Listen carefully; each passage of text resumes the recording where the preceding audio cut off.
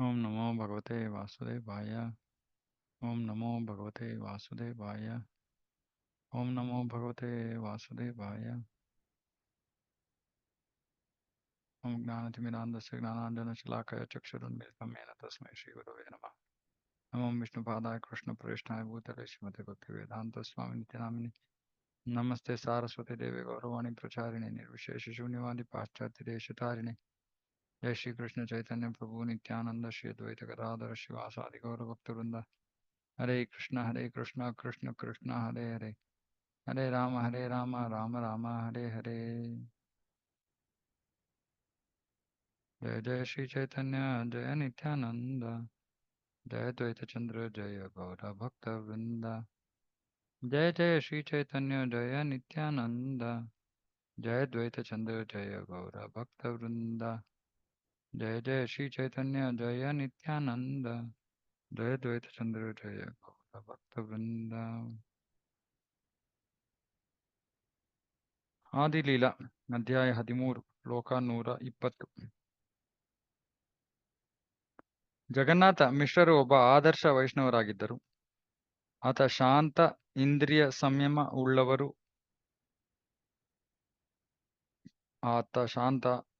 ಸಂಯಮ ಉಳ್ಳವರು, ಪರಿಶುದ್ಧರು ಮತ್ತು ನಿಯಂತ್ರಣ ಉಳ್ಳವರಾಗಿದ್ದರು. ಆದ್ದರಿಂದ ಅವರಿಗೆ ಐಹಿಕ ಉಪಭೋಗವನ್ನು ಅನುಭವಿಸುವ ಆಸೆ ಇರಲಿಲ್ಲ. ಅವರ ಅಲೌಕಿಕ ಮಗನ ಪ್ರಭಾವದಿಂದ ಏನೇ ಹಣ ಬರಲಿ ಅದನ್ನು ವಿಷ್ಣು ಪ್ರೀತ್ಯರ್ಥವೆಂದು ಬ್ರಾಹ್ಮಣರಿಗೆ ದಾನವಾಗಿ ನೀಡುತ್ತಿದ್ದರು. ಚೈತನ್ಯ ಮಹಾಪ್ರಭುಗಳು ಪ್ರಕಟ ಆದ್ಮೇಲೆ ಹೇಗೆ ತಂದೆ ತಾಯಂದಿರಿಗೆ ಬಹಳ ಸಂತೋಷ ಆಗ್ತಾ ಇತ್ತು. ಜಗನ್ನಾಥ ಮಿಶ್ರರ ಗುಣಲಕ್ಷಣಗಳು: ಆದರ್ಶ ವೈಷ್ಣವರು, ಶಾಂತ ಮನಸ್ಸನ್ನು ಹೊಂದಿರುವಂಥವರು, ಇಂದ್ರಿಯ ಸಂಯಮ ಉಳ್ಳವರು, ಪರಿಶುದ್ಧರು. ಹಾಗಾಗಿ ಅವರಿಗೆ ಐಹಿಕ ಉಪಭೋಗವನ್ನು ಅನುಭವಿಸುವ ಆಸೆ ಇರಲಿಲ್ಲ. ಐಹಿಕ ವಿಷಯಗಳನ್ನ ಭೋಗಿಸೋ ಆಸೆ ಇರೋ ತನಕ ನಾವು ಈ ಭೌತಿಕ ಜಗತ್ತಿಗೆ ಮತ್ತೆ ಬರ್ಬೇಕಾಗತ್ತೆ. ಪ್ರಭುಪಾದ ಹೇಳ್ತಾರೆ, ಒಂದು ಕಿಂಚಿತ್ತಾದ್ರೂ ನಮಗೆ ಐಹಿಕ ಆಸೆ ಇದ್ದರೆ ವಾಪಸ್ ಬರ್ಬೇಕಾಗತ್ತೆ, ಭಗವದ್ಧಾಮಕ್ಕೆ ಹೋಗಕ್ಕಾಗಲ್ಲ. ಸೊ ಅವರು ಸ್ವಲ್ಪ ಕೂಡ ಅವರಿಗೆ ಭೋಗಿಸೋ ಆಸೆ ಇರಲಿಲ್ಲ. ಅವರ ಅಲೌಕಿಕ ಮಗನ ಪ್ರಭಾವದಿಂದ ಏನೇ ಹಣ ಬರಲಿ ಅದನ್ನು ವಿಷ್ಣು ಪ್ರೀತ್ಯರ್ಥವೆಂದು ಬ್ರಾಹ್ಮಣರಿಗೆ ದಾನವಾಗಿ ನೀಡುತ್ತಿದ್ದರು. ಸೊ ಅವ್ರೇನು ಇಟ್ಕೋತಾನೆ ಇರಲಿಲ್ಲ. ಸಂಪೂರ್ಣವಾದ ಶರಣಾಗತಿಯ ಸ್ಥಿತಿ, ಸಂಪೂರ್ಣ ಶರಣಾಗತಿ ಬಹಳ ಕಠಿಣ ಇದು. ಚೈತನ್ಯ ಮಹಾಪ್ರಭುವಿನ ಜನ್ಮ ಗಳಿಗೆಯನ್ನು ಜ್ಯೋತಿಷ್ಯ ಪ್ರಕಾರ ಲೆಕ್ಕಾಚಾರ ಮಾಡಿದ ನೀಲಾಂಬರ ಚಕ್ರವರ್ತಿಯವರು ಜಗನ್ನಾಥ ಮಿಶ್ರರಿಗೆ ರಹಸ್ಯವಾಗಿ ತಿಳಿಸಿದರು. ನಾನು ಈ ಮಗುವಿನ ಶರೀರದಲ್ಲಿ ಮತ್ತು ಹುಟ್ಟಿದ ಗಳಿಗೆಯಲ್ಲಿಯೂ ಒಬ್ಬ ಮಹಾಪುರುಷನ ವಿವಿಧ ಲಕ್ಷಣಗಳನ್ನು ಕಾಣುತ್ತಿದ್ದೇನೆ. ಹೀಗೆ ನೀಲಾಂಬರ ಚಕ್ರವರ್ತಿಯವರು ಭವಿಷ್ಯದಲ್ಲಿ ಈ ಮಗುವು 3 ಲೋಕಗಳನ್ನು ವಿಮೋಚನೆಗೊಳಿಸುವುದು ಎಂಬುದಾಗಿ ಅರಿತುಕೊಂಡರು. ನೋಡಿ, ಜ್ಯೋತಿಷ್ಶಾಸ್ತ್ರ ಎಷ್ಟು ಪ್ರಬಲವಾದ ವಿಜ್ಞಾನ. ನಾವು ಜ್ಯೋತಿಷ್ಶಾಸ್ತ್ರವನ್ನ ನಂಬದೇ ಇರೋದಕ್ಕೆ ಸಾಧ್ಯ ಅಲ್ಲ, ಯಾಕಂದ್ರೆ ಅದು ವೈದಿಕ ವಿಜ್ಞಾನ. ಆದ್ರೆ ಜ್ಯೋತಿಷಿಗಳನ್ನ ನಂಬದೇ ಇರ್ಬೋದು, ಯಾರು ಅಧಿಕೃತ ಜ್ಯೋತಿಷಿಗಳಲ್ವೋ ಅವನ್ನ ನಂಬದೇ ಇರ್ಬೋದು. ಅದು ಬಹಳ ಆಳವಾದ ವೈಜ್ಞಾನಿಕವಾದ ಶಾಸ್ತ್ರ ಇದು. ಈ ರೀತಿಯಲ್ಲಿ ಶ್ರೀ ಚೈತನ್ಯರು ಅವರ ಅಹೇತುಕ ಕರುಣೆಯಿಂದ ಶ್ರೀಮತಿ ಸಚ್ಚಿದೇವಿಯ ಗೃಹದಲ್ಲಿ ಅವತರಿಸಿದರು. ಶ್ರೀ ಚೈತನ್ಯರ ಜನನ ವೃತ್ತಾಂತವನ್ನು ಕುರಿತಂತೆ ಯಾರು ಆಲಿಸುವನೋ ಅಂತ ವ್ಯಕ್ತಿಯು ಪ್ರಭುವಿನ ಚರಣಾರವಿಂದಗಳನ್ನು ಹೊಂದುತ್ತಾನೆ. ಸುಮ್ಮನೆ ಚೈತನ್ಯ ಮಹಾಪ್ರಭುಗಳ ಕೃಪೆ ಎಷ್ಟಿದೆ ನೋಡಿ. ಅವರ ಜನ್ಮದ ವಿಷಯವನ್ನ ಯಾರು ಶ್ರವಣ ಮಾಡ್ತಾರೋ ಅವರಿಗೆ ಚೈತನ್ಯ ಮಹಾಪ್ರಭುಗಳ ಪಾದ ಚರಣಾರವಿಂದಗಳು ಸಿಗುತ್ತೆ. ಏನೇನೋ ನಾನು ಹೇಳಿದೆ, ಇದನ್ನ ನಾವು ಮರಿಬಾರ್ದು. ಚೈತನ್ಯ ಮಹಾಪ್ರಭುಗಳನ್ನ ಸ್ಮರಿಸೋದ್ರಿಂದ ಬಹಳ ಕಠಿಣವಾದದ್ದು ಸುಲಭವಾಗೋಗುತ್ತೆ, ಅವರನ್ನ ಮರೆಯೋದ್ರಿಂದ ಬಹಳ ಸುಲಭವಾದದ್ದು ಕಠಿಣವಾಗೋಗುತ್ತೆ. ಯಾರೇ ಆಗಲಿ, ಈ ಮನುಷ್ಯ ದೇಹ ಹೊಂದಿದ್ದರೂ ಶ್ರೀ ಚೈತನ್ಯ ಮಹಾಪ್ರಭು ಪಂಥವನ್ನು ಅನುಸರಿಸುವುದಿಲ್ಲವೋ ಅವನು ತನ್ನ ಅಪೂರ್ವ ಅವಕಾಶವನ್ನು ವ್ಯರ್ಥ ಮಾಡಿಕೊಳ್ಳುತ್ತಾನೆ. ಅಮೃತ ಧ್ವನಿ ಎಂಬುದು ಭಕ್ತಿ ಸೇವೆಯ ಸಲಿಲ ಅಮೃತ ನದಿ. ಮಾನವ ಶರೀರ ಪಡೆದ ನಂತರವೂ ಅಂತಹ ಅಮೃತ ಸಲಿಲದ ಪಾನ ಮಾಡದೆ ಐಹಿಕ ಸುಖ ಭೋಗಗಳ ವಿಷಕೋಪದಲ್ಲಿನ ನೀರನ್ನು ಕುಡಿಯುವಂತಹವರು ಬದುಕಿರುವುದಕ್ಕಿಂತಲೂ ತುಂಬಾ ಹಿಂದೆ ಸಾವನ್ನಪ್ಪಿದರೆ ಉತ್ತಮ. ಈ ಮನುಷ್ಯ ಜನ್ಮವನ್ನ ಪಡ್ಕೊಂಡು ಚೈತನ್ಯ ಮಹಾಪ್ರಭುಗಳ ಪಂಥವನ್ನ ಯಾರು ಅನುಸರಿಸೋದಿಲ್ವೋ ಅವನು ಸುಮ್ಮನೆ ಜೀವನ ವ್ಯರ್ಥ. ಜೀವನ ವ್ಯರ್ಥ. ಅದನ್ನ ಅನುಸರಿಸದೆ ಸುಖ ಭೋಗಗಳ ಹಿಂದೆ ಬೀಳೋದು ವ್ಯರ್ಥ ಜೀವನ. ಕೇಳ್ತಾ ಇದ್ದಾರೆ, ಬದುಕಿರೋದಕ್ಕಿಂತ ಮುಂಚೆನೆ ಅಂತ ವ್ಯಕ್ತಿ ಸಾಯದೆ ವಾಸಿ ಅಂತ. ಯಾಕಂದ್ರೆ ಬದುಕಿದ್ರೆ ಇನ್ನಷ್ಟು ಪಾಪವನ್ನ ಮಾಡ್ತಾನೆ, ಇನ್ನಷ್ಟು ಬಂಧನಕ್ಕೆ ಸಿಕ್ಕಾಕೋತಾನೆ.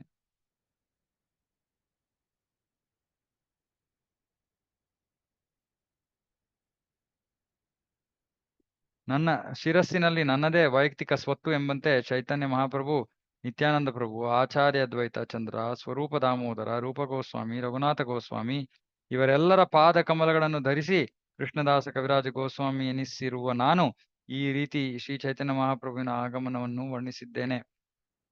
ಶ್ರೀಲ ರೂಪ ಹಾಗೂ ಶ್ರೀ ರಘುನಾಥರ ಪದತಲದಲ್ಲಿ ಕುಳಿತು ಅವರ ಅನುಗ್ರಹ ನನ್ನ ಮೇಲಿರಲಿ ಎಂದು ಪ್ರಾರ್ಥಿಸುತ್ತಾ ಆ ಮಹನೀಯರು ನಡೆದ ಹಾದಿಯಲ್ಲಿ ನಡೆಯುತ್ತಾ ಕೃಷ್ಣದಾಸನಾದ ನಾನು ಚೈತನ್ಯ ಚರಿತಾಮೃತವನ್ನು ಕಥಿಸುತ್ತೇನೆ. ಯಾವಾಗಲೂ ನಮ್ಮ ಮನಸ್ಸಿನಲ್ಲಿ ಇದೊಂದೇ ಯೋಚನೆ ಇರಬೇಕು. ವೈಷ್ಣವರ, ಗುರುಗಳ, ಹಿರಿಯರ ಪಾದ ತಲಗಳಲ್ಲಿ, ಪಾದ ಕಮಲಗಳಲ್ಲಿ ನಮ್ಮ ಸ್ಥಾನ ಅದು. ಹಾಗಾಗಿ ಇದು ಬಹಳ ಮುಖ್ಯವಾದದ್ದು. ನಾವು ಸ್ವತಂತ್ರರಾಗಿ ಜೀವಿಸ್ತಾ ಇದೀವಿ, ಸ್ವತಂತ್ರರಾಗಿ ಭಕ್ತಿ ಮಾಡ್ತಾ ಇದ್ದೀವಿ. ಸ್ವತಂತ್ರರಾಗಿರೋದಕ್ಕೆ ನಾವು ಸಾಧ್ಯ ಇಲ್ಲ. ನಾವು ಸ್ವತಂತ್ರರಾಗಿದ್ರೆ ನಾವು ಭಗವದ್ಧಾಮವನ್ನು ಪಡ್ಕೊಳ್ಳೋದಿಲ್ಲ. ಯಾಕಂದ್ರೆ ಆ ಸ್ವತಂತ್ರದ ದುರುಪಯೋಗದಿಂದಲೇ ನಾವು ಇಲ್ಲಿ ತಿರುಗಾಡ್ತಾ ಇರೋದು ಈ ಭೌತಿಕ ಜಗತ್ತಿನಲ್ಲಿ. ಇವಾಗ ಒಂದು ಆಧ್ಯಾತ್ಮಿಕ ಪಥಕ್ಕೆ ಬಂದಿದ್ದೀವಿ, ಗುರುಗಳ ಆಶಯವನ್ನು ಗುರುಗಳ ಆಶಯ ಪಡ್ಕೊಂಡಾದ್ಮೇಲೂ ಕೂಡ ನಾವು ಈ ರೀತಿ ಸ್ವತಂತ್ರರಾಗಿ ಉಳಿಯೋದಕ್ಕೆ ಆಸೆ ಪಟ್ರೆ ಅವಾಗ ಬಹಳ ಕಠಿಣ. ನಾವೆಲ್ಲರೂ ನೆನಪಲ್ಲಿ ಇಟ್ಕೋಬೇಕು, ನಮ್ಮ ಸ್ವತಂತ್ರದಿಂದಲೇ ನಾವು ಹೀಗೆ ತಿರ್ಗಾಡ್ತಾ ಇರೋದು ಭೌತಿಕ ಜಗತ್ತಿನಲ್ಲಿ. ಇನ್ನು ಅದನ್ನ ನಾವು ಬಿಡ್ಬೇಕು, ಸ್ವತಂತ್ರವಾಗಿ ಇರ್ಬೇಕು ಅನ್ನೋ ಮನೋಭಾವವನ್ನು ಬಿಡ್ಬೇಕು. ಆಗ್ಲೇ ನಾವು ಮುಂದುವರಿಯೋದಕ್ಕೆ ಸಾಧ್ಯ.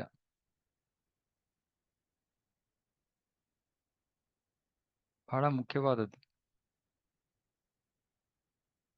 ಹಲವಾರು ಬಾರಿ ನಮಗೆ ನಮ್ಮ ಜೀವನದಲ್ಲಿ ನಾವೇನೋ ಮಾಡ್ಬೇಕು ಅಂತ ಇರ್ತೀವಿ, ಆದ್ರೆ ಗುರುಗಳ ಆಸೆ, ಗುರುಗಳ ಇಚ್ಛೆ ಬೇರೆದ್ದಾಗಿರುತ್ತೆ.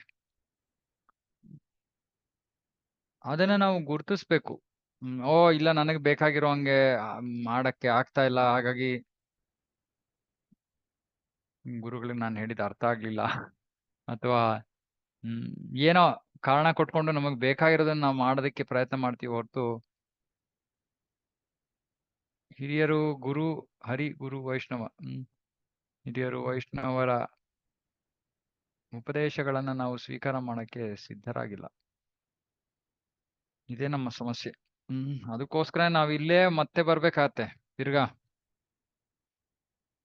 ಅದಕ್ಕೆ ಮೊದಲು ಹೇಳೋದು ಪಾದಾಶ್ರಯ, ಗುರುಪಾದಾಶ್ರಯ, ಗುರುಗಳನ್ನ ಸ್ವೀಕಾರ ಮಾಡೋದು ಅಂತ ಹೇಳಲ್ಲ, ಗುರುಪಾದಾಶ್ರಯ. ಪಾದಾಶ್ರಯ ಅಂದ್ರೆ ಅವ್ರ ಪಾದಗಳನ್ನ ಹಿಡ್ಕೋಬೇಕು, ಅವ್ರು ಏನ್ ಹೇಳ್ತಾರೋ ಅದನ್ನ ಕೇಳ್ಬೇಕು.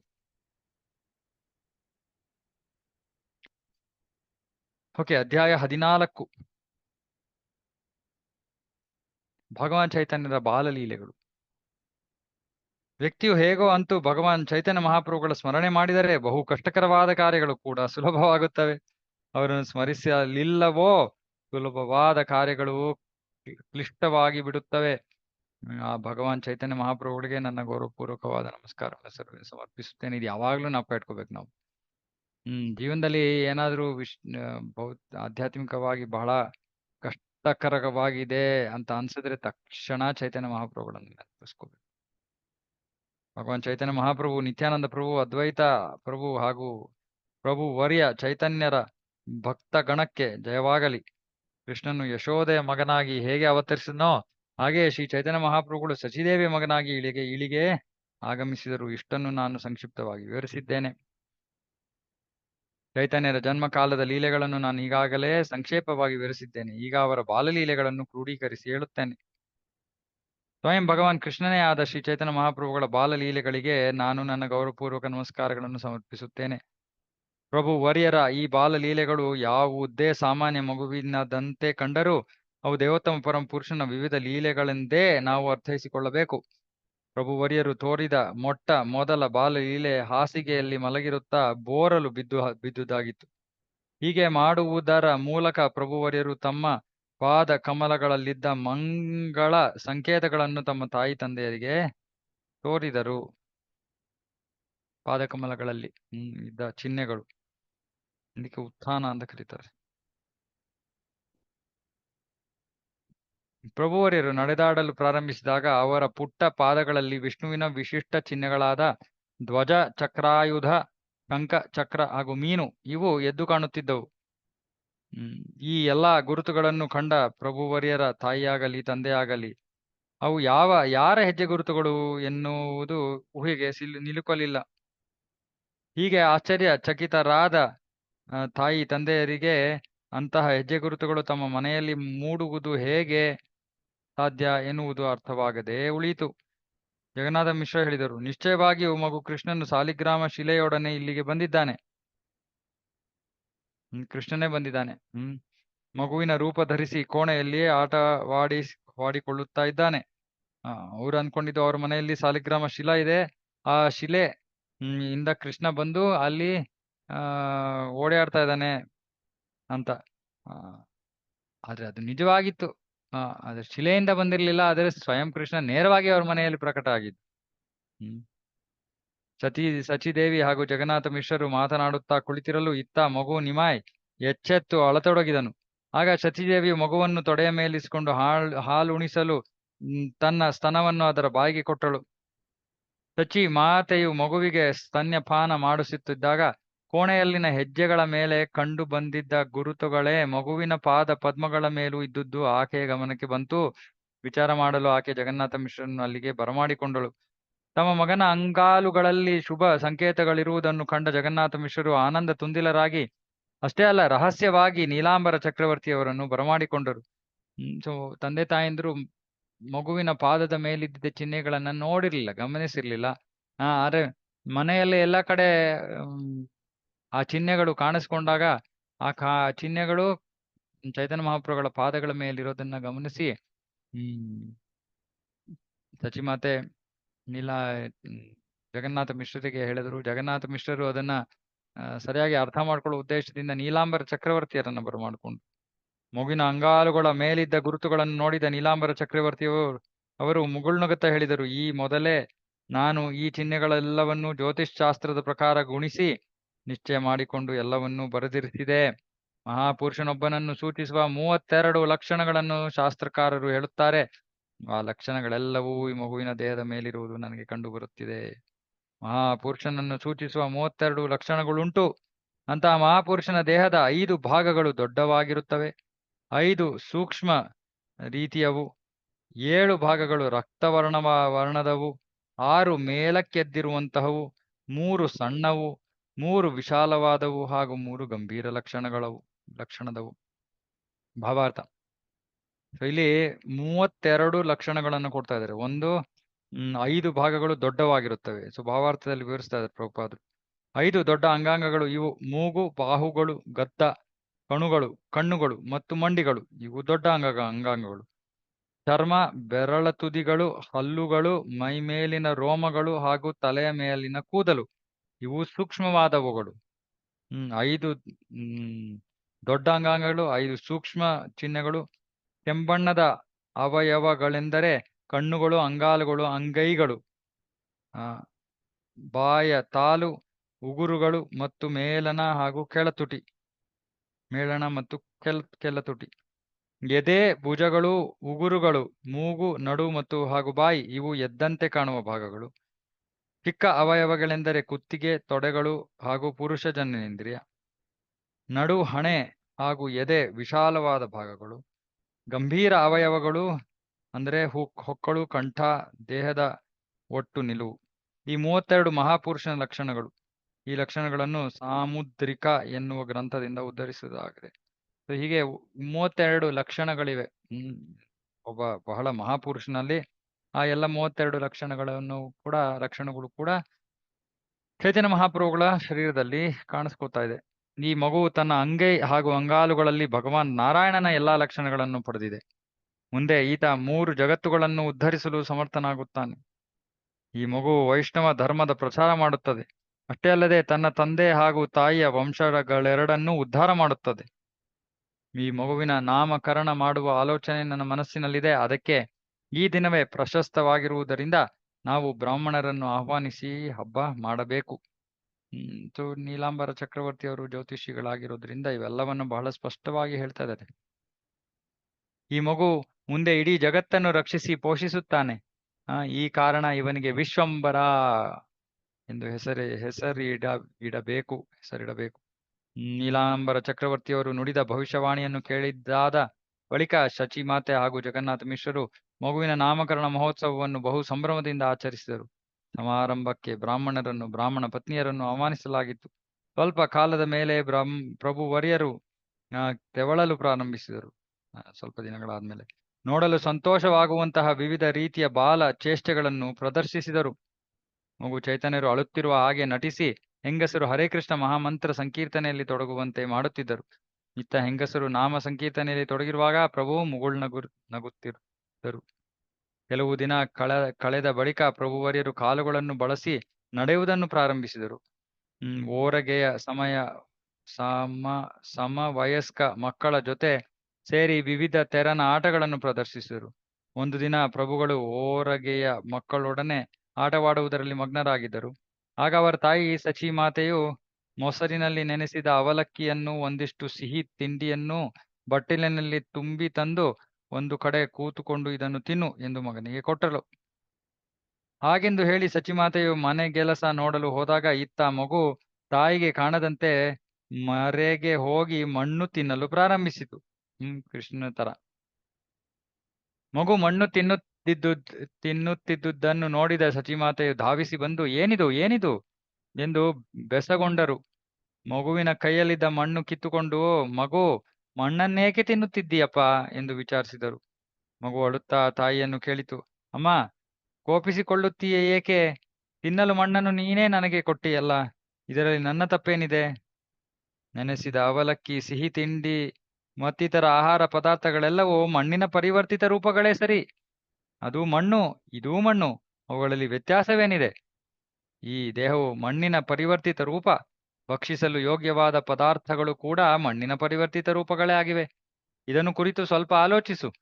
ಪೂರ್ವಾಪರ ವಿಮರ್ಶೆ ಮಾಡದೆ ನೀನು ನನ್ನ ಮೇಲೆ ದೋಷ ಹೊರಿಸುತ್ತಿದ್ದೀಯೆ. ನಾನು ಏನು ಹೇಳಲಿ? ಮಾಯವಾದ ಇದು. ಚೈತನ್ಯ ಮಹಾಪ್ರಭು ಹೇಳ್ತಾ ಇದ್ದಾರೆ, ಇದು ಮಣ್ಣು, ಅದು ಮಣ್ಣು. ಆಹಾರ ಪದಾರ್ಥಗಳು ಮಣ್ಣಿಂದ ಬಂದಿದೆ, ಹಾಗಾಗಿ ಅದು ಮಣ್ಣು. ಮತ್ತೆ ನಾನು ತಿಂದಿದ್ ಮಣ್ಣು. ನೀನು ಮಣ್ಣೆ ಕೊಡ್ತಾ ಇದೀಯ, ನಾನು ಮಣ್ಣೆ ತಿಂತಾ ಇದ್ದೀನಿ. ಏನ್ ವ್ಯತ್ಯಾಸ? ಯಾಕೆ ಬೇಜಾರು ಮಾಡ್ಕೊಡ್ತಾ ಇದೀಯ? ಯಾಕೆ ಕೋಪ ಮಾಡ್ಕೊಂಡಿದ್ಯಾ? ದೇಹವು ಮಣ್ಣಿಂದನೇ ಆಗಿದೆ. ನಾನು ತಿಂತಾ ಇರೋದು ಮಣ್ಣು, ಹಾಗಾಗಿ ಎಲ್ಲ ಮಣ್ಣು. ಮಗು ಮಾಯವಾದಿ ಸಿದ್ಧಾಂತವನ್ನು ಮಾತನಾಡುತ್ತಿದೆಯಲ್ಲ ಎಂದು ಆಶ್ಚರ್ಯಪಟ್ಟ ಸಚಿಮಾತೆ ಹೀಗೆಂದಳು, ಮಣ್ಣು ತಿನ್ನುವುದನ್ನು ಸಮರ್ಥಿಸುವ ಈ ದಾರ್ಶನಿಕ ಕಲ್ಪನೆಯನ್ನು ನಿನಗೆ ಯಾರು ತಿಳಿಸಿಕೊಟ್ಟರು? ಬಾಲ ತತ್ವಜ್ಞಾನಿ ಚೈತನ್ಯ ಹೇಳುತ್ತಿದ್ದ ಮಾಯವಾದ ಸಿದ್ಧಾಂತಕ್ಕೆ ಪ್ರತ್ಯುತ್ತರವಾಗಿ ಸಚಿಮಾತೆ ಹೇಳಿದಳು, ಮಗು, ಧಾನ್ಯವಾಗಿ ಪರಿವರ್ತಿತವಾದ ಮಣ್ಣು ನಾವು ತಿಂದಾಗ ನಮ್ಮ ದೇಹಕ್ಕೆ ಪೋಷಣೆ ಒದಗುತ್ತದೆ, ನಮಗೆ ಬಲ ಬರುತ್ತದೆ. ಆದರೆ ಮಣ್ಣನ್ನು ಅದರ ಮೂಲ ರೂಪದಲ್ಲಿ ತಿಂದರೆ ದೇಹವು ರೋಗಗ್ರಸ್ತವಾಗುತ್ತದೆ, ಅದರ ಪೋಷಣೆಯಾಗದೆ ನಾಶವಾಗುತ್ತದೆ. ಮಣ್ಣಿನ ಪರಿವರ್ತಿತ ರೂಪವಾದ ಮಡಕೆಯಲ್ಲಿ ನಾನು ಸುಲಭವಾಗಿ ನೀರನ್ನು ಹೊತ್ತು ತರಬಹುದು. ಅದೇ ಒಂದು ರಾಶಿ ಮಣ್ಣಿನ ಮೇಲೆ ನಾನು ನೀರು ಸುರಿದರೆ ಮಣ್ಣು ನೀರನ್ನೆಲ್ಲ ಹೀರಿಕೊಂಡು ಕೆಸರಾಗುತ್ತದೆ. ಆಗ ನನ್ನ ಶ್ರಮ ನಿರರ್ಥಕವಾಗುತ್ತದೆ. ಪ್ರಭುವರ್ಯರು ತಮ್ಮ ತಾಯಿಗೆ ಹೀಗೆಂದು ಉತ್ತರವಿತ್ತರು, ಈಗ ನೀನು ಹೇಳಿದ ವ್ಯಾವಹಾರಿಕ ಸಿದ್ಧಾಂತವನ್ನು ಮೊದಲೇ ಹೇಳಿಕೊಡದೆ ಮುಚ್ಚಿಟ್ಟೆ ಏಕೆ? ನಮ್ಗೆ ಹೇಳ್ತಾರೆ, ನೀನ್ ಮುಂಚೆನೆ ಹೇಳ್ಕೊಡ್ಬೇಕಾಯ್ತಲ್ವ ನನಗೆ, ಇದು ಎಷ್ಟು ಚೆನ್ನಾಗಿ ನಿನಗೆ ಗೊತ್ತು. ನೀನು ಪ್ರತಿಪಾದಿಸಿದ ಸಿದ್ಧಾಂತ ನನಗೀಗ ಅರ್ಥವಾಯಿತು. ಇನ್ನು ಮುಂದೆ ಎಂದೂ ನಾನು ಮಣ್ಣು ತಿನ್ನುವುದಿಲ್ಲ. ನಾನು ಇನ್ನು ಸ್ತನಗಳ ಹಾಲನ್ನು ಹಸಿವಾದಾಗಲೆಲ್ಲ ಪಾನ ಮಾಡುತ್ತೇನೆ. ಅದಕ್ಕೆ ಚೈತನ್ಯ ಮಹಾಪ್ರಭುಗಳು ಹೇಳಿದ್ರು, ಪ್ರತಿಯೊಬ್ಬರು ಕೂಡ ತತ್ವವನ್ನ ಅರ್ಥ ಮಾಡ್ಕೋಬೇಕು. ಕುರುಡಾಗಿ ಭಕ್ತಿಯನ್ನ ಮಾಡಕ್ಕಾಗಲ್ಲ. ತಾಯಿ ಆ ನಿಮ್ಮ ಏನೋ ಒಂದು ತನ್ನದೇ ಆದ ಏನೋ ಮಾಯವಾದ ತತ್ವವನ್ನು ಮುಂದಿಟ್ಟ. ಆ, ತಾಯಿ ಅದಕ್ಕೆ ಹೌದಾ ಹಿಂಗಿರ್ಬೋದಾ ಹಂಗಿರ್ಬೋದಾ, ಇಲ್ಲ ಅವಳಿಗೆ ಸ್ಪಷ್ಟವಾಗಿ ಗೊತ್ತಿತ್ತು ಇದು ಮಾಯವಾದ, ಇದು ಯಾರು ಹೇಳ್ಕೊಟ್ರು ನಿನಗೆ. ಹ್ಮ್ ಭಕ್ತರು ಕೂಡ ಅದಕ್ಕೆ ಪ್ರತಿಯೊಬ್ಬರು ಕೂಡ ನಾವು ಓದೋದಿಕ್ಕೆ ನಮಗೆ ಓದಕ್ ಬರುತ್ತೋ ಬಿಡುತ್ತೋ ಅದು ಮುಖ್ಯ ಅಲ್ಲ. ತತ್ವವನ್ನ ಅರ್ಥ ಮಾಡ್ಕೋಬೇಕು, ತತ್ವವನ್ನ ನೆನಪಲ್ಲಿ ಇಟ್ಕೋಬೇಕು, ತತ್ವವನ್ನ ಇನ್ನೊಬ್ಬರಿಗೆ ಹೇಳ್ಬೇಕು. ಇದನ್ನ ಮಹಾಪ್ರಭುಗಳು ಇವಾಗ್ಲೇ ತೋರಿಸ್ತಾ ಇದ್ದಾರೆ. ಯಾರು ಬಂದು ಹಿಂಗೆ ಬಾಯಿಗೆ ಬಂದಂಗೆ ಏನಾದ್ರು ವಾದ ಮಾಡಿದ್ರೆ ನಾವು ಅದಕ್ಕೆ ಪ್ರತಿವಾದ ಮಾಡೋದಕ್ಕೆ ನಮ್ಮಲ್ಲಿ ಯೋಗ್ಯತೆ ಇರಬೇಕು, ಶಕ್ತಿ ಇರಬೇಕು, ಸಾಮರ್ಥ್ಯ ಇರಬೇಕು. ಹೀಗಿಂದ ಬಳಿಕ ಚೈತನ್ಯರು ನಸು ನಗುತ್ತಾ ತನ್ನ ತಾಯಿಯ ತೊಡೆಯೇರಿ ಸ್ತನ್ಯಪಾನ ಮಾಡಲು ತೊಡಗಿದರು.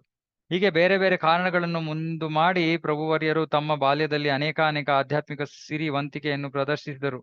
ಮುಂದೆ ಎಂದರೆ ಕೌಶಲ್ಯಗಳನ್ನು ಪ್ರದರ್ಶಿಸಿದ್ದಾದ ಮೇಲೆ ಅವರು ಎಲ್ಲಿಯೋ ಬಚ್ಚಿಟ್ಟುಕೊಂಡರು. ಒಂದು ಸಲ ಪ್ರಭುವರ್ಯರು ತಮ್ಮ ಮನೆಗೆ ಅತಿಥಿಯಾಗಿ ಬಂದಿದ್ದ ಬ್ರಾಹ್ಮಣನ ಪಾಲಿನ ಅನ್ನವನ್ನು 3 ಬಾರಿ ಕದ್ದು ತಿಂದರು. ಮುಂದೆ ರಹಸ್ಯವಾಗಿ ಆ ಬ್ರಾಹ್ಮಣನನ್ನು ಐಹಿಕ ಅಸ್ತಿತ್ವದಿಂದ ಪಾರು ಮಾಡಿ ಮುಕ್ತಿ ನೀಡಿದರು. ವರ್ಣನೆ ಇದೆಯಾ? ಆಮೇಲೆ ಬರ್ತೇನೆ. ಪ್ರಭುವರ್ಯರು ಎಳೆಯ ವಯಸ್ಸಿನವರಾಗಿದ್ದಾಗ ಒಮ್ಮೆ ಇಬ್ಬರು ಕಳ್ಳರು ಅವರನ್ನು ಅವರ ಮನೆಯಿಂದ ತುಂಬ ದೂರ ಒಯ್ದರು. ಇತ್ತ ಪ್ರಭುಗಳಾದರೋ ಆ ಕಳ್ಳರ ಭುಜಗಳನ್ನು ಹತ್ತಿ ಕುಳಿತರು. ಪ್ರಭುಗಳ ಮೈಮೇಲಿದ್ದ ಆಭರಣಗಳನ್ನು ಸುಲಿದುಕೊಳ್ಳಲು ಸುರಕ್ಷಿತವಾದ ತಾವಿಗೆ ಅವರನ್ನು ಕರೆದೊಯ್ಯುತ್ತಿರುವುದಾಗಿ ಭಾವಿಸಿಕೊಂಡು ಕಳ್ಳರು ಮುನ್ನಡೆಯುತ್ತಿದ್ದರು. ಅಂದ್ರೆ ಅವರನ್ನೆಲ್ಲ ಸುರಕ್ಷಿತವಾದ ಸ್ಥಳದಲ್ಲಿ ಅವರ ಮೈ ಮೇಲಿರೋ ಎಲ್ಲ ಆಭರಣಗಳನ್ನ ಕಿತ್ಕೊಳ್ಳೋಣ ಅಂತ ಯೋಚನೆ ಮಾಡಿಕೊಂಡು ಕಳ್ಳರು ಅವರನ್ನ ಹೊತ್ಕೊಂಡು ಹೋಗ್ತಾ ಇದ್ರು. ಆದರೆ ಪ್ರಭುಗಳು ಚೋರರಿಗೆ ಹಾದಿ ತಪ್ಪಿಸಿದರು. ಇದರಿಂದಾಗಿ ಆ ಕಳ್ಳರು ಎಲ್ಲಿಗೋ ಹೋಗುವ ಬದಲಿಗೆ ಜಗನ್ನಾಥ ಮಿಶ್ರರ ಮನೆಗೆ ವಾಪಸ್ ಬಂದರು.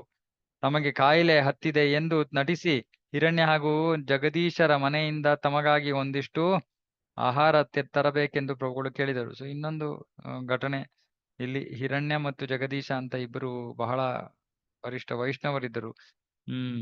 ಅವರ ಮನೆಯಲ್ಲಿನ ಒಂದು ಭೋಗವನ್ನ ನೈವೇದ್ಯವನ್ನ ತಿನ್ನೋ ಉದ್ದೇಶದಿಂದ ಚೈತನ್ಯ ಮಹಾಪ್ರಭುಗಳು ಹೇಳ್ತಾರೆ, ಅವರ ಮನೆಯಲ್ಲಿ ಇವತ್ತು ಏಕಾದಶಿಯ ದಿನ ಇಷ್ಟೆಲ್ಲ ನೈವೇದ್ಯ ಆಗಿದೆ, ಅದನ್ನ ನನಗೆ ತಂದು ಕೊಡಿ ಅಂತ. ಹೀಗೆ ಹಲವಾರು ಚಿಕ್ಕ ವಯಸ್ಸಿನಲ್ಲಿ ಅವರು ಬೇಕಾದಷ್ಟಿಂತರ ಆಶ್ಚರ್ಯ ಮಾಡುವಂತಹ ಸನ್ನಿವೇಶಗಳನ್ನು ಸೃಷ್ಟಿ ಮಾಡ್ತಾರೆ. ಚಿಕ್ಕ ಮಕ್ಕಳ ಸ್ವಭಾವಕ್ಕೆ ಸಹಜವಾಗಿ ಪ್ರಭು ಆಟವಾಡಲು ಕಲಿತರು. ಆಟಕ್ಕೆ ಬರುತ್ತಿದ್ದ ಜೊತೆಗಾರರೊಂದಿಗೆ ಅಕ್ಕಪಕ್ಕದ ಗೆಳೆಯರ ಮನೆಗಳಿಗೆ ಹೋಗಿ ಅವರ ಮನೆಗಳಲ್ಲಿನ ತಿಂಡಿ ಪದಾರ್ಥಗಳನ್ನು ಕದ್ದು ತಿನ್ನುತ್ತಿದ್ದರು. ಕೃಷ್ಣ ಏನು ಮಾಡಿದ್ನೋ ಚೈತನ್ಯ ಮಹಾಪ್ರಭುಗಳು ಅದೇ ರೀತಿ ಲೀಲೆಗಳನ್ನು ನಡೆಸಿತು. ಕೆಲವು ಸಲ ಮಕ್ಕಳು ಅವರವರಲ್ಲೇ ಹೊಡೆದಾಡುತ್ತಿದ್ದರು. ಪ್ರಭು ತಮ್ಮ ಜೊತೆಗಾರರೊಂದಿಗೆ ಹೊಡೆದಾಡುತ್ತಾರೆಂತಲೂ ಅಕ್ಕಪಕ್ಕದ ಮನೆಗಳಲ್ಲಿ ತಿಂಡಿ ಪದಾರ್ಥಗಳನ್ನು ಕದಿಯುತ್ತಾರೆಂತಲೂ ಜೊತೆಯ ಹುಡುಗರು ಸತಿಮಾತೆಯ ಬಳಿ ದೂರ ಇದ್ದರು. ಅಂತಹ ಹೊತ್ತುಗಳಲ್ಲಿ ಕೆಲವು ಸಲ ಸಚಿಮಾತೆಯು ತನ್ನ ಮಗನನ್ನು ಗದರಿಸುತ್ತಿದ್ದಳು. ಸಚಿಮಾತೆ ಹೇಳುವಳು, ಇತರರ ವಸ್ತುಗಳನ್ನು ನೀನೇಕೆ ಕದಿಯುತ್ತೀಯೇ? ಜೊತೆಯ ಮಕ್ಕಳನ್ನು ಹೊಡೆಯುವ ಏಕೆ? ಇತರರ ಮನೆಗಳಿಗೆ ನೀನು ಹೋಗುವುದಾದರೂ ಏಕೆ? ನಿನ್ನ ಸ್ವಂತ ಮನೆಯಲ್ಲಿ ನಿನಗೇನು ಕಡಿಮೆಯಾಗಿದೆ? ಹೀಗೆ ತಾಯಿಯಿಂದ ಬೈಗುಳ ಕೇಳಿದ ಪ್ರಭುಗಳು ಕುಪಿತರಾಗಿ ಒಂದು ಕೋಣೆಯ ಒಳ ಹೊಕ್ಕು ಅಲ್ಲಿನ ಮಡಿಕೆಗಳನ್ನೆಲ್ಲ ಒಡೆದು ಹಾಕಿ ಬಿಡುವರು. ಅಂತ ಹೊತ್ತಿನಲ್ಲಿ ಸಚಿಮಾತೆಯು ತನ್ನ ಮಗನನ್ನು ತೊಡೆ ಮೇಲೆ ಇಟ್ಟುಕೊಂಡು ಸಮಾಧಾನ ಹೇಳುವಳು. ಪ್ರಭುಗಳಿಗೆ ತಮ್ಮ ತಪ್ಪು ಗೊತ್ತಾಗಿ ತುಂಬಾ ನಾಚಿಕೆ ಆಗುತ್ತಿತ್ತು. ಒಮ್ಮೆ ಮಗು ಚೈತನ್ಯ ಮಹಾಪ್ರಭುಗಳು ತಮ್ಮ ಮೃದುವಾದ ಕೈಯಿಂದ ತಾಯಿಯನ್ನು ಹೊಡೆದರು. ಆಗ ಅವರ ತಾಯಿ ಮೂರ್ಛಿತರಾದಂತೆ ನಟಿಸಿದರು. ಇದನ್ನು ನೋಡಿದ ಪ್ರಭುಗಳು ಅಳಲು ಮೊದಲಿಟ್ಟರು. ಸುಮ್ಮನೆ ಕಾಯಿಂದ ಹೊಡಿತಾರೆ, ಅಮ್ಮ ಮೂರ್ಛಿತಳಾಗುವುದಂಗೆ ನಟಿಸ್ತಾಳೆ ಅಂತ ಇಲ್ಲಿ ಹೇಳ್ತಾ ಇದ್ದಾರೆ. ನೆರೆ ಹೊರೆಯ ಹೆಂಗಸರು ಚೈತನ್ಯರಿಗೆ ಹೇಳಿದರು, ಮಗು ನೀನು ತಾಯಿಗೆ ಎಲ್ಲಿಂದಾದರೂ ಒಂದು ತೆಂಗಿನಕಾಯಿ ಎಳ್ನೀರಿದು ತೆಂಗಿನಕಾಯಿ ತಂದುಕೊಡು, ಆಗ ಆಕೆಗೆ ಗುಣವಾಗುತ್ತದೆ. ಚೈತನ್ಯರು ಹೊರಗೆ ಹೋಗಿ ತಕ್ಷಣವೇ 2 ತೆಂಗಿನಕಾಯಿಗಳನ್ನು ತಂದರು. ಅಲ್ಲಿ ನೆರೆದಿದ್ದ ಸ್ತ್ರೀಯರೆಲ್ಲರೂ ಇಂತಹ ಅದ್ಭುತ ಕಾರ್ಯಗಳನ್ನು ನೋಡಿ ಆಶ್ಚರ್ಯಪಟ್ಟರು. ಅಂದ್ರೆ ಅಲ್ಲೆಲ್ಲೂ ತೆಂಗಿನಕಾಯಿ ಇರುವಂತಹ ಸನ್ನಿವೇಶ ಇರ್ಲಿಲ್ಲ. ಅದೆಲ್ಲಿಂದ ತಂದ್ರು ಗೊತ್ತಿಲ್ಲ. ತಕ್ಷಣ ಹೋಗ್ತಾರೆ, 2 ನಿಮಿಷದಲ್ಲಿ ತಗೊಂಡ್ ಬಂದ್ಬಿಟ್ಟು ಕೊಟ್ಬಿಡ್ತಾರೆ ಅವ್ರಿಗೆ. ಇದನ್ನೆಲ್ಲ ನೋಡಿ ಆಶ್ಚರ್ಯಪಟ್ರು. ಕೆಲವು ಸಲ ಪ್ರಭುಗಳು ಮೀಯಲು ಓರಗೆಯ ಹುಡುಗರೊಡನೆ ಗಂಗಾ ನದಿಗೆ ಹೋಗುವರು.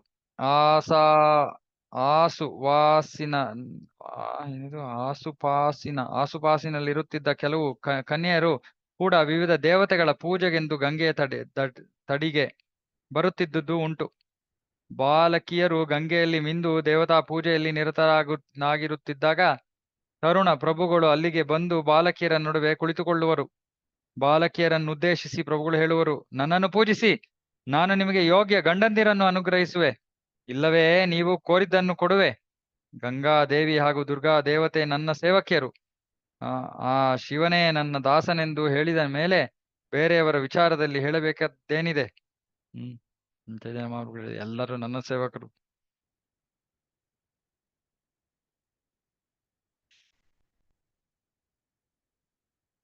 ಬಾಲಕಿಯರ ಅನುಮತಿ ಪಡೆಯದೆಯೇ ಪ್ರಭುಗಳು ಶ್ರೀಗಂಧ ಚೂರ್ಣವನ್ನು ತೆಗೆದುಕೊಂಡು ತಮ್ಮ ಮೈಗೆ ಲೇಪಿಸಿಕೊಳ್ಳುವರು. ಪುಷ್ಪಮಾಲೆಗಳನ್ನು ತಮ್ಮ ಕೊರಳಿಗೆ ಹಾಕಿಕೊಂಡು ಬಿಡುವರು. ಅಷ್ಟೇ ಅಲ್ಲ, ದೇವತೆಗಳಿಗೆ ಅರ್ಪಣೆಯಾದ ಸಿಹಿ ತಿಂಡಿ, ಅನ್ನ ಹಾಗೂ ಬಾಳೆಹಣ್ಣುಗಳನ್ನು ಕಸಿದುಕೊಂಡು ತಿನ್ನುವರು. ಪ್ರಭುಗಳ ವರ್ತನೆಯಿಂದ ಬಾಲಕಿಯರೆಲ್ಲರಿಗೂ ಸಿಟ್ಟು ಬಂತು. ಅವರೆಲ್ಲ ಒಟ್ಟಾಗಿ ಹೇಳಿದರು, ನಿಮಾಯ್, ನಮ್ಮ ಹಳ್ಳಿಯು ಮಾಡಿಕೊಂಡಿರುವ ನೆಂಟಸ್ತನದ ಪ್ರಕಾರ ನೀನು ನಮ್ಮ ಅಣ್ಣನಿದ್ದಂತೆ. ಆದ್ದರಿಂದ ಹೀಗೆಲ್ಲ ವರ್ತಿಸುವುದು ನಿನಗೆ ತರವಲ್ಲ.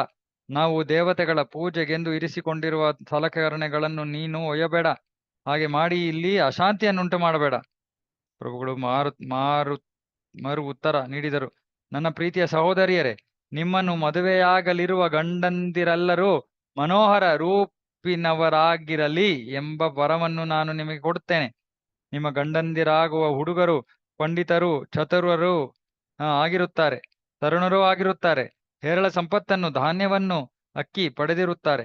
ಅಷ್ಟೇ ಅಲ್ಲ, ನಿಮ್ಮಲ್ಲಿ ಪ್ರತಿ ಕನ್ಯೆಗೂ 7 ಗಂಡು ಮಕ್ಕಳಾಗುತ್ತವೆ. ಆ ಮಕ್ಕಳು ಕೂಡ ಬುದ್ಧಿವಂತರಾಗಿರುತ್ತಾರೆ, ದೀರ್ಘಾಯುಗಳೂ ಆಗಿರುತ್ತಾರೆ. ವರವನ್ನ ಕೊಡ್ತಾ ಇದ್ದಾರೆ. ಚೈತನ್ಯ ಮಹಾಪ್ರಭುಗಳು ನೀಡಿದ ವರವನ್ನು ಕೇಳಿ ಬಾಲಕಿಯರೆಲ್ಲರಿಗೂ ತಮ್ಮೊಳಗೆ ಬಹು ಹರ್ಷಪಟ್ಟರು. ಆದರೆ ಬಹಿರಂಗವಾಗಿ ಸ್ತ್ರೀ ಸಹಜ ಸ್ವಭಾವಕ್ಕನುಗುಣವಾಗಿ ಹುಸಿ ಕೋಪ ನಟಿಸುತ್ತಾ ಪ್ರಭುಗಳನ್ನು ನಿಂದಿಸಿದರು. ಅಲ್ಲಿದ್ದ ಬಾಲಕಿಯರಲ್ಲಿ ಕೆಲವರು ಓಡಿ ಹೋದಾಗ ಪ್ರಭುಗಳಿಗೆ ಸಿಟ್ಟು ಬಂತು. ಕೋಪದಿಂದಲೇ ಓಡಿ ಹೋಗುತ್ತಿದ್ದ ಕನ್ಯೆಯರನ್ನು ಕೂಗಿ ಕರೆದು ಹೀಗೆಂದರು, ನೀವು ಜಿಪುಣತನ ಮಾಡಿ ನೈವೇದ್ಯವನ್ನು ನನಗೆ ಅರ್ಪಿಸದಿದ್ದರೆ ಈಗಾಗಲೇ 4 ಹೆಂಡತಿಯರನ್ನುಳ್ಳ ಮುದುಕ ಗಂಡನು ನಿಮ್ಮಲ್ಲಿ ಪ್ರತಿಯೊಬ್ಬರಿಗೂ ಸಿಗುತ್ತಾನೆ. ಪ್ರಭು ಚೈತನ್ಯರು ನೀಡಿದರೆಂದು ಹೇಳಲಾದ ಶಾಪವನ್ನು ಕೇಳಿದ ಬಾಲಕಿಯರು ಇವರಿಗೆ ಅಸಾಧಾರಣವಾದದ್ದೇನೋ ತಿಳಿದಿರಬಹುದು, ಅಥವಾ ಈತ ದೇವತೆಗಳಿಂದ ಅನುಗ್ರಹೀತನಾಗಿರಬಹುದು ಎಂದುಕೊಂಡರು. ಆತ ಕೊಟ್ಟ ಶಾಪ ನಿಜವಾಗಿ ಬಿಡಬಹುದೇಯೋ ಏನೋ ಎಂಬ ಭಯ ಅವರಲ್ಲಿ ಹುಟ್ಟಿತು. ತರುವಾಯ ಬಾಲಕಿಯರು ನೈವೇದ್ಯವನ್ನು ಪ್ರಭುಗಳೆದುರಿಗೆ ತಂದು ಹಿಡಿದರು. ಪ್ರಭುವರಿಯರು ನೈವೇದ್ಯವನ್ನು ಸ್ವೀಕರಿಸಿ ಬಾಲಕಿಯರು ಕೋರಿದ ವರಗಳನ್ನು ನೀಡಿ ಮನ ತುಂಬಿ ಆಶೀರ್ವದಿಸಿದರು. ಬಾಲಕಿಯರೊಡನೆ ಪ್ರಭುಗಳು ಹೀಗೆ ಉಪಾಯಗಾರಿಕೆಯಿಂದ ನಡೆದುಕೊಂಡದ್ದು ಊರ ಜನರಿಗೆ ತಿಳಿದಾಗ ಅದು ಅವರಲ್ಲಿ ಅಸಂತೋಷದ ಭಾವವನ್ನೇನೂ ಉಂಟು ಮಾಡಲಿಲ್ಲ. ಪ್ರತಿಯಾಗಿ ಊರ ಜನ ಈ ಪ್ರಸಂಗದಿಂದ ಸಂತೋಷವನ್ನೇ ಅನುಭವಿಸಿದರು. ಒಂದು ದಿನ ವಲ್ಲಭಾಚಾರ್ಯರ ಮಗಳಾದ ಲಕ್ಷ್ಮಿ ಎನ್ನುವ ಹೆಸರಿನ ಹುಡುಗಿಯು, ವಲ್ಲಭಾಚಾರ್ಯ ಅಂತ ಲಕ್ಷ್ಮೀದೇವಿಯ ತಂದೆ, ವಲ್ಲಭಾಚಾರ್ಯರ ಮಗಳಾದ ಲಕ್ಷ್ಮಿ ಎನ್ನುವ ಹೆಸರಿನ ಹುಡುಗಿಯು ಮಿಂದು ದೇವತೆಗಳನ್ನು ಪೂಜಿಸಲು ಗಂಗಾ ನದಿಯ ತಡಿಗೆ ಬಂದಳು. ಲಕ್ಷ್ಮೀ ದೇವಿಯನ್ನು ನೋಡಿದ್ದೇ ಪ್ರಭುಗಳು ಆಕೆಯಲ್ಲಿ ಅನುರಕ್ತರಾದರು. ಹಾಗೆ ಲಕ್ಷ್ಮಿಯೂ ಕೂಡ ಪ್ರಭುವರಿಯರನ್ನು ಕಂಡದ್ದೇ ತನ್ನ ಮನಸ್ಸಿನಲ್ಲಿ ತೃಪ್ತ ಭಾವ ಅನುಭವಿಸಿದಳು. ಒಬ್ಬರಲ್ಲಿ ಇನ್ನೊಬ್ಬರಿಗಿದ್ದ ಪರಸ್ಪರರ ಒಲವು ಜಾಗೃತವಾಯಿತು. ಆಗಿನ ಅವರೀರ್ವರ ಆಲೋಚನೆ ಎಳೆತನದ ಭಾವನೆಗಳಿಂದ ಕೂಡಿತ್ತಾದರೂ ಅವರಿಬ್ಬರೂ ಪರಸ್ಪರರಿಂದ ಆಕರ್ಷಿತರಾಗಿದ್ದುದು ಎದ್ದು ಕಾಣುವಂತಿತ್ತು. ಒಬ್ಬರನ್ನೊಬ್ಬರು ನೋಡಿ ಅವರೀರ್ವರು ಮನಸ್ಸಿನಲ್ಲಿ ಸಹಜ ಸಂತೋಷ ಅನುಭವಿಸಿದರು. ದೇವತೆಗಳನ್ನು ಪೂಜಿಸುವ ನೆಪದಲ್ಲಿ ಅವರ ಮನಸ್ಸಿನ ಭಾವನೆಗಳು ಪ್ರಕಟಗೊಂಡವು. ಪ್ರಭು ಲಕ್ಷ್ಮಿಗೆ ಹೇಳಿದರು, ನಾನು ಪರಮಪುರುಷ, ಆದ್ದರಿಂದ ಸುಮ್ಮನೆ ನನ್ನನ್ನು ಪೂಜಿಸು. ನನ್ನನ್ನು ಪೂಜಿಸಿದೆಯಾದರೆ ನೀನು ಅಪೇಕ್ಷಿಸುವ ವರ ನಿನಗೆ ದೊರೆಯುತ್ತದೆ. ನಿಮಾಯ ಹೇಳ್ತಾ ಇದ್ದಾನೆ. ದೇವೋತ್ತಮ ಪರಮ ಪುರುಷ ಶ್ರೀ ಚೈತನ್ಯ ಮಹಾಪ್ರಭುಗಳ ಆಜ್ಞೆಯನ್ನು ಕೇಳಿದವಳೇ ಲಕ್ಷ್ಮಿಯು ಆ ಕೂಡಲೇ ಅವರಿಗೆ ಶ್ರೀಗಂಧ ಚೂರ್ಣವನ್ನು, ಹೂಗಳನ್ನು ಅರ್ಪಿಸಿ ಪೂಜಿಸಿದಳು. ಅವರ ಕೊರಳಿಗೆ ಮಲ್ಲಿಗೆ ಹಾರ ಹಾಕಿ ಪ್ರಾರ್ಥನೆ ಸಲ್ಲಿಸಿದಳು. ಲಕ್ಷ್ಮಿಯಿಂದ ಪೂಜೆಗೊಂಡ ಪ್ರಭು ವರ್ಯರು ಮುಗುಳ್ನಗಲು ಪ್ರಾರಂಭಿಸಿದರು. ಶ್ರೀಮದ್ ಭಾಗವತದಿಂದ ಒಂದು ಶ್ಲೋಕವನ್ನು ಓದುವುದರ ದ್ವಾರ ಅವರು ಆಕೆಯ ಮನದಿಂಗಿತಕ್ಕೆ ಒಪ್ಪಿಗೆ ಸೂಚಿಸಿದರು. ಪ್ರಿಯ ಗೋಪಿಯರೇ, ನನ್ನನ್ನು ನಿಮ್ಮ ಗಂಡನಾಗಿ ಪಡೆಯಲೋಸುಗ ನೀವು ನನ್ನನ್ನು ಪೂಜಿಸುತ್ತಿರುವುದಕ್ಕೆ ನನ್ನ ಅನುಮೋದನೆ ಇದೆ. ನಿಮ್ಮ ಅಪೇಕ್ಷೆಯು ಈಡೇರಲಿ ಎಂದು ಹಾರೈಸುವೆ. ಅಲ್ಲದೆ ಆ ಅಪೇಕ್ಷೆಯು ಈಡೇರಿಕೆಗೆ ಅರ್ಹವಾದದ್ದೂ ಆಗಿದೆ. ಹೀಗೆ ತಮ್ಮೀರ್ವರ ಮನಸ್ಸಿನಲ್ಲಿದ್ದುದನ್ನು ಒಬ್ಬರಿಗೊಬ್ಬರು ಹೇಳಿಕೊಂಡಿದ್ದಾದ ಬಳಿಕ ಭಗವಾನ್ ಚೈತನ್ಯ ಹಾಗೂ ಲಕ್ಷ್ಮಿ ತಮ್ಮ ತಮ್ಮ ಮನೆಗಳಿಗೆ ಹಿಂದಿರುಗಿದರು. ಬಹು ಗಂಭೀರವಾದ ಭಗವಾನ್ ಚೈತನ್ಯ ಮಹಾಪ್ರಭುಗಳ ಲೀಲೆಗಳನ್ನು ಯಾರು ತಾನೇ ಅರ್ಥ ಮಾಡಿಕೊಳ್ಳಬಲ್ಲರು. ಭಗವಾನ್ ಚೈತನ್ಯರು ಈ ಉದ್ದಟ ವರ್ತನೆಯನ್ನು ನೋಡಿದ ಚೈತನ್ಯರ ಈ ಉದ್ದಟ ವರ್ತನೆಯನ್ನು ನೋಡಿದ ಅಕ್ಕಪಕ್ಕದ ಮನೆಗಳವರು ಸಚಿಮಾತೆ ಹಾಗೂ ಜಗನ್ನಾಥ ಮಿಶ್ರರನ್ನು ಕಂಡು ಅವರನ್ನು ಸ್ವಲ್ಪ ಗದರಿಸಿಕೊಂಡರು. ಹೀಗೆ ಗದರಿದವರು ಚೈತನ್ಯರಲ್ಲಿ ಪ್ರೇಮವುಳ್ಳವರೇ. ಒಂದು ದಿನ ಸಚಿಮಾತೆಯು ಮಗನನ್ನು ಗದರಿಸಿಕೊಳ್ಳಲು ಬಯಸಿ ಅವನನ್ನು ಹಿಡಿಯ ಹೊರಟಳು. ಆದರೆ ಹುಡುಗ ಆಕೆಯ ಕೈಗೆ ಸಿಗದೆ ಓಡಿ ಹೋದ. ಇಡೀ ಬ್ರಹ್ಮಾಂಡವನ್ನು ಪಾಲಿಸುವವನೇ ಆದರೂ ಪ್ರಭುವು ಹೋಗಿ ತಿರಸ್ಕೃತವಾದ ಅಡುಗೆ ಪದಾರ್ಥಗಳನ್ನು ಎಸೆಯಲಾಗುತ್ತಿದ್ದ ಗುಂಡಿಯೊಳಗಿನ ಒಡೆದ ಮಡಿಕೆಗಳ ಮೇಲೆ ಕೂತ. ಆಯಾ ದಿನದ ಅಡುಗೆಯಾದ ಬಳಿಕ ಅಂದು ಬಳಸಿದ ಮಡಕೆಗಳನ್ನು ಆ ಹಳ್ಳಕ್ಕೆ ಎಸೆಯಲಾಗುತ್ತಿತ್ತು. ತನ್ನ ಮಗನು ಹೋಗಿ ತಿರಸ್ಕೃತ ಮಡಕೆಗಳ ಮೇಲೆ ಕೂತದ್ದನ್ನು ಕಂಡ ಸಚಿಮಾತೆಯು ಮಗನ ವರ್ತನೆಯನ್ನು ಪ್ರತಿಭಟಿಸಿದಳು. ಆ ಮುಟ್ಟಬಾರದ ಮಡಿಕೆಗಳನ್ನು ನೀನೇಕೆ ಮುಟ್ಟಿದೆ? ನೀನೀಗ ಅಪರಿಶುದ್ಧನಾಗಿದ್ದೀಯೆ. ಹೋಗಿ ಗಂಗಾ ನದಿಯಲ್ಲಿ ಸ್ನಾನ ಮಾಡಿ ಬಾ. ತಾಯಿಯ ಮಾತನ್ನು ಕೇಳಿದ ಚೈತನ್ಯ ಮಹಾಪ್ರಭುಗಳು ಆಕೆಗೆ ಬ್ರಹ್ಮಜ್ಞಾನವನ್ನು ಬೋಧಿಸಿದರು. ಮಗನು ಹೇಳಿದ ತತ್ವದ ಮಾತಿನಿಂದ ದಿಗ್ಭ್ರಮೆಗೊಂಡಳಾದರೂ ತಾಯಿ ಸಚಿಯು ಸ್ನಾನ ಮಾಡುವಂತೆ ಮಗನನ್ನು ಬಲವಂತಪಡಿಸಿದಳು. ಚೈತನ್ಯ ಮಹಾಪ್ರಭುಗಳು ಇವಾಗಲೂ ಕೂಡ ಬ್ರಹ್ಮಜ್ಞಾನವನ್ನ ಕೊಡ್ತಾ ಇದ್ದಾರೆ. ಆಗ ಮಾಯವಾದ ಆಯ್ತು, ಇವಾಗ ಬ್ರಹ್ಮಜ್ಞಾನ. ಕೆಲವು ಸಲ ಸಚಿ ಮಾತೆಯು ತನ್ನ ಮಗುವನ್ನು ಪಕ್ಕದಲ್ಲಿ ಮಲಗಿಸಿಕೊಂಡು ಹಾಸಿಗೆಯಲ್ಲಿ ವಿರಮಿಸುವಳು. ಆಗ ಸ್ವರ್ಗೀಯ ಗೃಹಲೋಕಗಳ ನಿವಾಸಿಗಳು ಅಲ್ಲಿಗೆ ಬಂದು ಇಡೀ ಮನೆಯನ್ನು ಕೊಂಡ ಹಾಗೆ ಆಕೆಗೆ ಕಾಣುತ್ತಿತ್ತು. ಒಂದು ಸಲ ಮಾತೆ ಸಚಿದೇವಿಯು ಮಗನಿಗೆ ಹೇಳಿದಳು, ದಯಮಾಡಿ ಹೋಗಿ ನಿನ್ನ ತಂದೆಯನ್ನು ಕರೆದು ಬಾ. ತಾಯಿಯ ಈ ಆದೇಶವನ್ನನುಸರಿಸಿ ಪ್ರಭುಗಳು ಹೊರಟು ಹೋದರು. ಮಗು ಹೊರ ಹೋಗುತ್ತಿರುವಾಗ ಅದರ ಪಾದಪದ್ಮಗಳಿಂದ ಕಿಣಿ ನಾದವು ಹೊಮ್ಮಿತು. ಆ ಗೆಜ್ಜೆ ನಾದವನ್ನು ಕೇಳಿ ಪ್ರಭುವಿನ ತಾಯಿ ತಂದೆಗಳಿಬ್ಬರೂ ಆಶ್ಚರ್ಯಚಕಿತರಾದರು. ಜಗನ್ನಾಥ ಮಿಶ್ರರು ಹೇಳಿದರು, ಇದೊಂದು ಆಶ್ಚರ್ಯಕರವಾದ ಪ್ರಸಂಗವಾಗಿದೆ. ಮಗುವಿನ ಕಾಲಿಗೆ ಯಾವುದೇ ಆಭರಣವನ್ನು ತೊಡಿಸಿಲ್ಲದಿದ್ದರೂ ನೂಪುರದ ಸದ್ದು ಕೇಳಿ ಬಂದಿದ್ದು ಹೇಗೆ? ಸಚಿಮಾತೆ ಹೇಳಿದಳು, ನಾನು ಇನ್ನೂ ಒಂದು ಅದ್ಭುತವನ್ನು ನೋಡಿದೆ.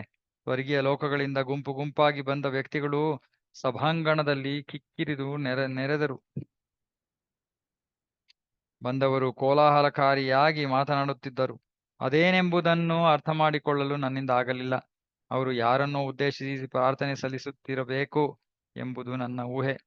ಜಗನ್ನಾಥ ಮಿಶ್ರರು ಉತ್ತರ ಕೊಟ್ಟರು, ಅದೇನು ಎನ್ನುವುದರ ಬಗೆಗೆ ಯೋಚಿಸಬೇಡ. ಭಯಕ್ಕೆ ಕಾರಣವಿಲ್ಲ. ವಿಶ್ವಂಬರನಿಗೆ ಸರ್ವದಾ ಮಂಗಳವಾಗಲಿ. ನನಗೆ ಬೇಕಾದದ್ದು ಇದೊಂದೇ. ಇನ್ನೊಂದು ಸಲ ಹೀಗಾಯಿತು. ತಮ್ಮ ಮಗನ ದುಷ್ಟತನದ ವರ್ತನೆಯನ್ನು ಕಂಡು ಜಗನ್ನಾಥ ಮಿಶ್ರರು ಬಾಲಕನಿಗೆ ನೀತಿ ವಾಕ್ಯಗಳನ್ನು ಹೇಳಿದರು. ಅದರ ಜೊತೆಗೆ ಮಗನನ್ನು ಚೆನ್ನಾಗಿ ಬೈದರೂ ಕೂಡ. ಅದೇ ದಿನ ರಾತ್ರಿ ಜಗನ್ನಾಥ ಮಿಶ್ರರು ಕನಸೊಂದನ್ನು ಕಂಡರು. ಆ ಕನಸಿನಲ್ಲಿ ಬ್ರಾಹ್ಮಣನೊಬ್ಬನು ಕಾಣಿಸಿಕೊಂಡು ಬಹು ಕೋಪದಿಂದ ಹೀಗೆಂದು ಹೇಳಿದನು, ಅಯ್ಯ ಜಗನ್ನಾಥ ಮಿಶ್ರ, ನಿನ್ನ ಮಗನ ಬಗೆಗೆ ನಿನಗೆ ಏನೇನು ತಿಳಿಯದು. ಅವನು ನಿನ್ನ ಮಗನೆಂಬುದಷ್ಟೇ ನಿನಗೆ ತಿಳಿದಿರುವುದು. ಇದೇ ಕಾರಣ ಹಿಡಿದು ನೀನು ಅವನನ್ನು ಹೊಡೆದು ಬೈದು ಮಾಡುತ್ತೀಯೇ. ಜಗನ್ನಾಥ ಮಿಶ್ರರು ಹೇಳಿದರು, ಆ ಹುಡುಗ ದೇವತೆಯೋ ಹಠಯೋಗಿಯೋ ಅಥವಾ ಮಹಾನ್ ಸಂತ ಪುರುಷನೋ ಆಗಿರಬಹುದು. ಅವನೇನು ಎನ್ನುವುದು ನನಗೆ ಅಷ್ಟು ಮುಖ್ಯವಾಗುವುದಿಲ್ಲ. ಅವನು ನನ್ನ ಮಗ ಎಂಬುದಷ್ಟೇ ನನ್ನ ಭಾವನೆ. ನೀತಿ ಹಾಗೂ ಧರ್ಮಗಳ ವಿಚಾರದಲ್ಲಿ ಮಗನಿಗೆ ವಿದ್ಯೆ ಕಲಿಸುವುದು ತಂದೆಯಾದವನ ಕರ್ತವ್ಯ. ಹೀಗೆ ನಾನು ಅವನಿಗೆ ಶಿಕ್ಷಣ ಕೊಡದೆ ಹೋದರೆ ಅವನು ಬೇರೆ ಹೇಗೆ ತಾನೇ ಅದನ್ನೆಲ್ಲ ಕಲಿಯಬಲ್ಲ? ಬ್ರಾಹ್ಮಣನು ಉತ್ತರ ಕೊಟ್ಟನು, ನಿನ್ನ ಮಗನು ಸ್ವಯಂ ಪ್ರಭಾದತ್ತ ದಿವ್ಯಜ್ಞಾನವನ್ನು ಪಡೆದ ಸಿದ್ಧಪುರುಷನಾಗಿದ್ದಲ್ಲಿ ನೀನು ಕೊಡುವ ಶಿಕ್ಷಣ ಅವನಿಗೆ ಯಾವ ಪ್ರಯೋಜನಕ್ಕೆ ಬರುತ್ತದೆ? ಅವನು ಜ್ಞಾನೋದಯವನ್ನು ಪಡೆದಿರುವಂತ ವ್ಯಕ್ತಿ ಆಗಿರೇ ನೀನು ಕೊಡೋ ಶಿಕ್ಷಣ ಏನು ಪ್ರಯೋಜನ? ಜಗನ್ನಾಥ ಮಿಶ್ರರು ಹೇಳಿದರು, ನನ್ನ ಮಗನು ಸಾಮಾನ್ಯನಾಗಿರದೆ ನಾರಾಯಣನೇ ಆಗಿದ್ದಾನೆಂದು ಇಟ್ಟುಕೊಂಡರು ಮಗನಿಗೆ ವಿದ್ಯೆ ಕಲಿಸುವುದು ತಂದೆಯ ಹೊಣೆ. ಹೀಗೆ ಇಬ್ಬರು, ಜಗನ್ನಾಥ ಮಿಶ್ರ ಹಾಗೂ ಬ್ರಾಹ್ಮಣ, ಕನಸಿನಲ್ಲಿ ಧರ್ಮಶಾಸ್ತ್ರ ವಿಚಾರವನ್ನು ಚರ್ಚಿಸಿದರು. ಆದರೂ ಜಗನ್ನಾಥ ಮಿಶ್ರರು ಅಪ್ಪಟ ಪ್ರೇಮಿಯಾಗಿದ್ದಿರುವಾಗ ಪ್ರೇಮಿಯಾಗಿದ್ದರಾಗಿ ಬೇರೆ ಇನ್ನೊಂದರ ವಿಚಾರ ಅವರಿಗೆ ಬೇಕಾಗಿರಲಿಲ್ಲ. ಅವ್ರ ಮನಸ್ಸಿನಲ್ಲಿ ಬರೀ ಒಂದೇ ವಿಚಾರ ಬರ್ತಾ ಇದ್ದಿತ್ತು, ಅವನು ನನ್ನ ಮಗ ಅಷ್ಟೇ. ಅವನು ದೇವರಾಗಿರ್ಲಿ, ಇನ್ನೊಂದಾಗಿರ್ಲಿ, ಮತ್ತೊಂದಾಗಿರ್ಲಿ, ಅದರ ಕಾಳಜಿ ಅವರಿಗೆ ಇರಲಿಲ್ಲ. ಜಗನ್ನಾಥ ಮಿಶ್ರರ ಸಂಗಡ ಮಾತಾಡಿದ ಬ್ರಾಹ್ಮಣನು ಕೊನೆಯಲ್ಲಿ ಬಹು ಸಂತುಷ್ಟನಾಗಿ ಹಿಂದಿರುಗಿದನು. ಇತ್ತ ಜಗನ್ನಾಥ ಮಿಶ್ರರು ಕನಸು ತಿಳಿದು ಎಚ್ಚೆತ್ತು ಸೋಜಿಗಕ್ಕೆ ಸಂದರು. ಏನೋ ಬಹಳ ಕಾವ್ಯಮಯವಾಗಿ ಬರೆದ್ಬಿಟ್ಟಿದ್ದಾರೆ ಎಲ್ಲ ಅರ್ಥ ಆಗಕ್ಕೆ. ತಮಗೆ ಬಿದ್ದ ಕನಸಿನ ವಿಚಾರವನ್ನು ಜಗನ್ನಾಥ ಮಿಶ್ರರು ತಮ್ಮ ಬಂಧು ಬಾಂಧವರಿಗೆಲ್ಲ ಹೇಳಿದರು. ಹೇಳಿದ ಪ್ರತಿಯೊಬ್ಬರು ಬಹುವಾಗಿ ಆಶ್ಚರ್ಯಪಟ್ಟರು. ಈ ರೀತಿ ಗೌರಹರಿಯು ಬಾಲಲೀಲೆಗಳನ್ನು ತೋರುತ್ತಾ ದಿನೇ ದಿನೇ ಅವನ ತಾಯಿ ತಂದೆಯರ ಸಂತೋಷವನ್ನು ಹೆಚ್ಚಿಸಿದ.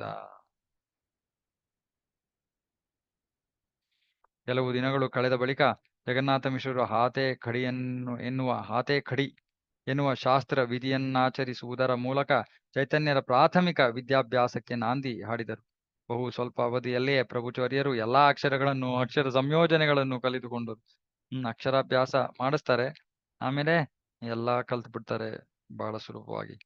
ಇಲ್ಲಿ ಬರೆಯಲಾಗಿರುವುದು ಭಗವಾನ್ ಚೈತನ್ಯ ಮಹಾಪ್ರಭು ವರ್ಯರ ಬಾಲ ಲೀಲೆಗಳ ಸಂಕ್ಷಿಪ್ತ ವಿವರಣೆಗಳಷ್ಟೇ. ಲೀಲೆಗಳನ್ನು ಅವು ನಡೆದ ಕ್ರಮದಲ್ಲಿ ಹೇಳಿದೆ. ವೃಂದಾವನದಾಸ ಠಾಕೂರರು ಬರೆದಿರುವ ಚೈತನ್ಯ ಭಾಗವತ ಎನ್ನುವ ಗ್ರಂಥದಲ್ಲಿ ಈ ಲೀಲೆಗಳನ್ನು ಬಹಳ ಸವಿಸ್ತಾರವಾಗಿ ವರ್ಣಿಸಿದ್ದಾರೆ. ಆದ್ದರಿಂದ ನಾನು ಇಲ್ಲಿ ಚೈತನ್ಯರ ಲೀಲೆಗಳ ಸಂಕ್ಷಿಪ್ತ ಪರಿಚಯವನ್ನಷ್ಟೇ ಮಾಡಿದ್ದೇನೆ. ಪುನರುಕ್ತಿ ದೋಷ ಮಾಡಿಯೇ ನೆಂಬ ಭಯದಿಂದ ನಾನಿಲ್ಲಿ ಆ ಲೀಲೆಗಳ ದೀರ್ಘ ವರ್ಣನೆಗೆ ಕೈ ಹಾಕಿಲ್ಲ. ಶ್ರೀಲರೂಪ ಹಾಗೂ ಶ್ರೀ ರಘುನಾಥರ ಪದತಲದಲ್ಲಿ ಕುಳಿತು ಅವರ ಅನುಗ್ರಹ ನನ್ನ ಮೇಲೆ ಇರಲಿ ಎಂದು ಪ್ರಾರ್ಥಿಸುತ್ತಾ ಆ ಮಹನೀಯರು ನಡೆದ ಹಾದಿಯಲ್ಲಿ ನಡೆಯುತ್ತಾ ಕೃಷ್ಣದಾಸನಾದ ನಾನು ಚೈತನ್ಯ ಚರಿತಾಮೃತವನ್ನು ಕಥಿಸುತ್ತೇನೆ.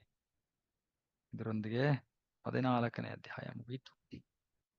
ಇವತ್ತಿಗೆ ಇಲ್ಲೇ ನಿಲ್ಸೋಣ. ಬಾಲಲೀಲೆ ಆಯಿತು. ಮುಂದಿನ ವಾರ ಪ್ರಭುವಿನ ಪೌಗಂಡ ಲೀಲೆ. ಓಕೆ, ಯಾರಿಗಾರು ಏನಾದ್ರು ಪ್ರಶ್ನೆ ಹೇಳಿದ್ರೆ ಹೇಳುವುದು.